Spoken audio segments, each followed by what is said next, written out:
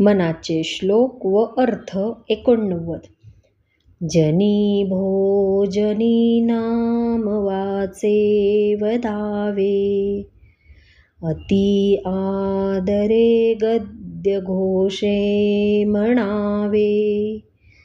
हरी चिंतने अन्न जेवीत जावे, तरी श्री हरी पाविजेतो स्वभावे.